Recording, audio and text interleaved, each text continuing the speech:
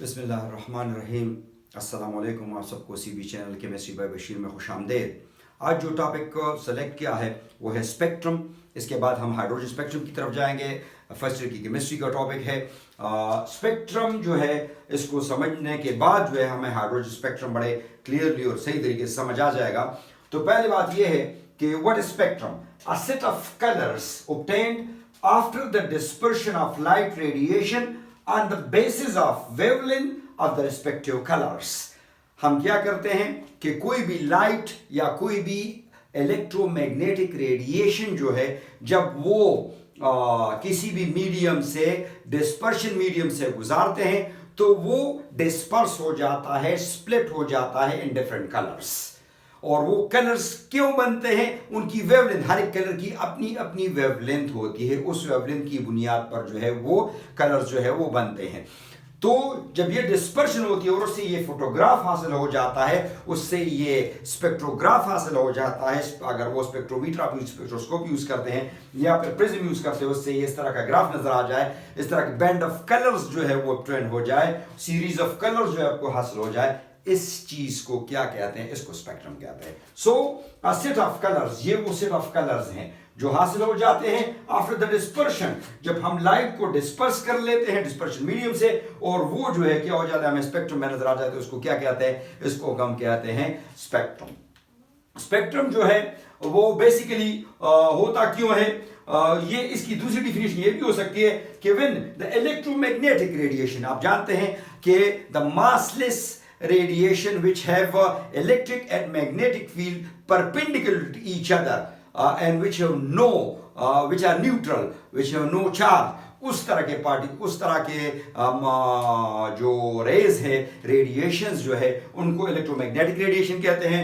वो radio waves, microwaves, infrared, visible, ultraviolet, gamma, X-rays और gamma rays, ये अगर आप इसको इस तरह अरेंज कर लेते हैं from low frequency to high frequency, या फिर दूसरे अल्फाज में आप कह सकते हैं कि from high wavelength to low wavelength, इसको भी क्या कहते हैं? इस अरेंजमेंट को भी दूसरे अल्फाज में स्पेक्ट्रम ही कहा जाता है। अच्छा जी, इस जो इसमें से ये बात याद रखिए कि इलेक्ट्रोमैग्नेटिक रेडिएशन में इलेक्ट्रॉन, प्रोटॉन और न्यूट्रॉन नहीं आते। इलेक्ट्रॉन और प्रोटॉन चार्ज पार्टिकल्स हैं, मास है उनका। लेकिन न्यूट्रॉन क्यों नहीं? न्यूट्रॉन भी जो है उसका मास है, उसका मोमेंटम है, उस वजह से उसमें हम, इसका भी मोमेंटम होता है लेकिन वो एनर्जी की बुनियाद पर होता है। वो एक और कहानी है मैग्नेटिक पर, इलेक्ट्रोमैग्नेटिक पर मेरी जो एक छोटी सी वीडियो है, फिर वो देख ले, समझ आ जाएगी बात। सो इनका एक छोटा सा हिस्सा जो है विजिबल जो है वो हमें मिल जाता है। वो विजिबल रेंज जो है, जो विजिबल रेंज है इस इलेक्ट्रोमैग्नेटिक रेडिएशन का,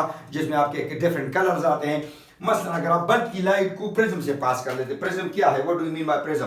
ये देखिए, प्रिज्म इज अ ग्लास, इस तरह का ग्लास होता है। ये ग्लास बेसिकली आम शीशा है, लेकिन इसमें से इसको फेंट ग्लास बोलते हैं, FINT, फेंट।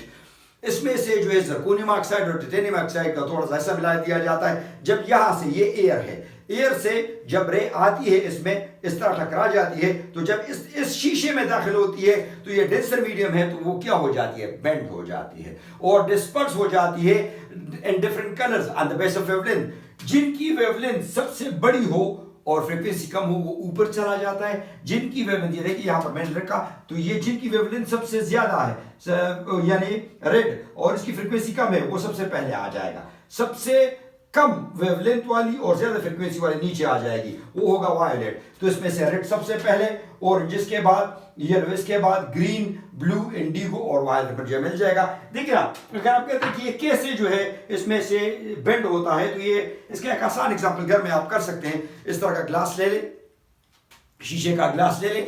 अब इसमें से देख ले, इसमें से पानी में अगर आप ऊपर से भी देख ले, ऊपर से भी क्लियर कट नजर आता है कि ये बेंड नजर आता है। लेकिन अगर आप इसको देख ले पेंसिल सही सलाम, इसमें से देख ले, ये अब आपको बिल्कुल जो है एक बेंड, शीशे में बेंड नजर आएगा, बेंड नजर आएगी यहां से, और यहां से क्लियरली बेंड नजर आएगा।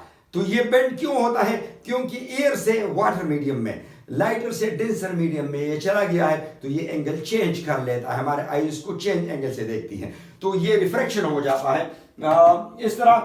तो इसको हम कहते हैं कि भाई इसी तरह ये इसमें से जब इस पर बल्ब की लाइट पड़ती है प्रिज्म पर, तो ये रेड येलो, ग्रीन, ब्लू और इंडिगो और वायलेट लाइट में चली जाती है। On the base of wavelength इसकी वेवलेंथ सबसे ज्यादा है, इसकी वेवलेंथ सबसे कम है, और बाकी फिर इस तरह ये सिलसिला चलता है। इसकी वेवलेंथ तकरीबन 760 तक है, इनकी वेवलेंथ 400 तक है, और ये बाकी इसके बीच में है। अगर आप इसको ऊपर से पढ़ना चाहते हैं रेड यानी हाई वेवलेंथ से लो वेवलेंथ की तरफ, तो ये राय गेबियो बोला जाता है। राय जेसन राय जानते हैं, इंग्लैंड का बेहतरीन क्रिकेटर है, गेब्स भी रहा है, साउथ अफ्रीका एक साबिका क्रिकेटर। तो ये जो है राय गेबियो आप बोलते हैं, जबकि इस तरह वेबगोर जो है एक मशहूर नाम दिया गया इसको। अगर आप लो वेवलेंथ से हाई वेवलेंथ की तरफ या हाई फ्रीक्वेंसी से लो फ्रीक्वेंसी की तरफ देखते हैं, तो वेवलेंथ तो फ्रीक्वेंसी एक दूसरे की इनवर्सली प्रोपोर्शनल है, तो ये वेबगोर कहलाता है। इसके टाइप्स जो है, टाइप्स में पहला टाइप जो है वो कंटिन्यूस स्पेक्ट्रम है, दूसरा टाइप जो है वो डिसकंटिन्यूस या लाइन स्पेक्ट्रम है। कंटिन्यूस स्पेक्ट्रम क्या है? when no color boundaries clear cut boundaries when no clear cut boundaries can be drawn among the colors of the spectrum and the color are diffused in each other। इसमें से आप देखते हैं, यहां पर देख ले, ये देखिए ये एक कलर है रेड, सपोज ये आपके पास रेड कलर है, ये पूरा रेड कलर है। ये एरिया जो यहां से फिर दूसरा कलर शुरू हो रहा है, तो इसका ये जो एरिया है, ये वाला एरिया, ये आपस में इतना खत्म हो जाता है, रेड और ऑरेंज इतना आपस में मिक्सअप हो जाता है कि इसके एंड का और इसके स्टार्ट का पता नहीं चलता। हम क्लियर कट बाउंड्री ड्रा नहीं कर सकते हैं कि यहां से ये कलर शुरू हो गया और यहां पर ये कलर जाकर खत्म हो गया। इसका क्लियर कट बॉक्स नहीं बनता कलर का। तो इस तरह के डिफ्यूज, ये आपस में डिफ्यूज हो जाते हैं, मिक्सअप हो जाते हैं। ये कलर यहां पर जहां पर ये दोनों आपस में मिलते हैं, सेपरेट होते हैं, वो जगह जो है आपको डिफ्यूज नजर आएगी। तो इस तरह के जिसमें से क्लियर कट बाउंड्री ड्रा न की जा सके, लाइन न ड्रा किया जा सके कि ये एक पूरा का पूरा कलर है, इस तरह के स्पेक्ट्रम को कंटिन्यूस स्पेक्ट्रम कहते हैं। इसका एग्जांपल है रेनबो। रेनबो आपको पता है कैसे बनता है, इस पर वीडियो है, वो देख ले मेरी। बस इतना है कि रेनबो आपको एक हाफ सर्कल की शक्ल में नजर आती है जो है, और इसमें से सबसे टॉप पर जो होता है वो रेड कलर, नीचे ब्लू कलर, और ये हाफ सर्कल इसलिए नजर आती है कि जब पानी, जब ये उस वक्त नजर आता है आपको जब जो सन आपके बेक पर हो और पानी बहुत सारा वाटर वेपर्स जो है वो एयर में मौजूद हो, सेचुरेटेड हो एयर आपकी वाटर वेपर्स से, जिस तरह बारिश के थमने के बाद होती है, तो ये अमूमन आपको नजर आती है। जो वाटर वेपर्स आपके सामने होते हैं वो ये बिल्कुल प्रिज्म की तरह काम करते हैं, उन पर लाइट गिरती है और वो खुद चूंकि गोल है और फिर एक दायरे की शक्ल में 40 to 42 एंगल से वो एयर को, वो जो इनकी रिफ्रैक्शन होती है वो हमें जो नजर आती है वो होती है, तो वो तकरीबन गोल दायरे की शक्ल में होती है, लेकिन हमें हाफ नजर आता है क्योंकि हम हॉरिजॉन्टल पर खड़े हैं। और अगर हम ऊपर जो है एरोप्लेन से या फिर हेलीकॉप्टर से इसका देख ले तो पॉसिबल है कि हमें पूरा दायरा भी नजर आ जाए। इस तरह ये आपका स्पेक्ट्रम है।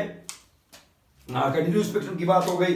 इसमें से व्हाइट लाइट जो है वो भी अगर आप प्रिज्म से पास कर लेते हैं, यानी बल्ब लाइट जो है सनलाइट पास कर लेते हैं प्रिज्म से, तो वो भी आपको 7 कलर्स देंगे। वही वो 7 कलर जो विजिबल लाइट के हैं, जिनकी वेवलेंथ जो है 380 से लेकर 760 नैनोमीटर तक है, रफली 400 to 800 नैनोमीटर हम कह सकते हैं। और इसके बाद दूसरा जो है